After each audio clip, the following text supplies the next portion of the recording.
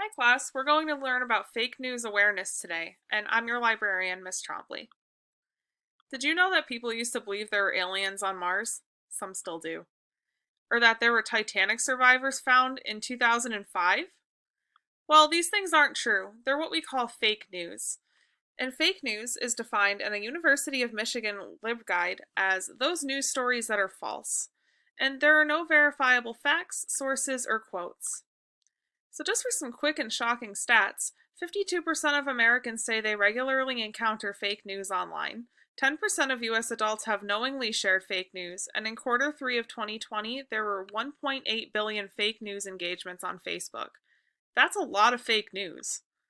So, we're going to discuss the 7 types of mis and disinformation today, based off of a graphic by Wardle that can be found in the works cited at the end of this presentation. First is satire or parody. Satire and parody is, well, seemingly one of the most harmless types of fake news here. It does not intend to harm, but it can fool the reader. It's usually just meant to be funny. For example, do you think someone actually trained a horse to play guitar? Or that Pittsburgh spent money and resources to find out that they were unprepared for a full-scale zombie attack? They're not true. And then there's misleading content. That's false information that's used to attack an individual or a public issue.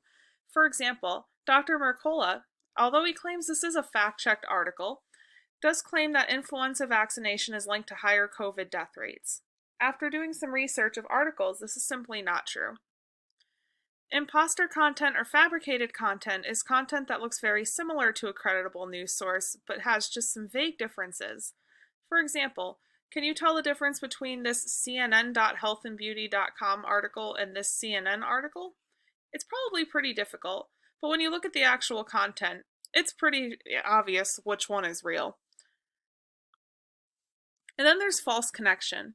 So that would be if the headlines didn't match the article content or the pictures didn't match. For example, he definitely did not die.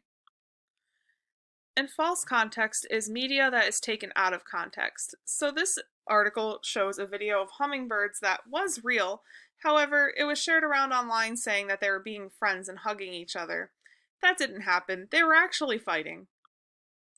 And last, there's manipulated content. That's when a photo is manipulated just to deceive the reader or viewer.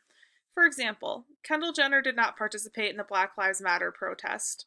There was a face mask photoshopped on her and a sign photoshopped into her hands. It just didn't happen.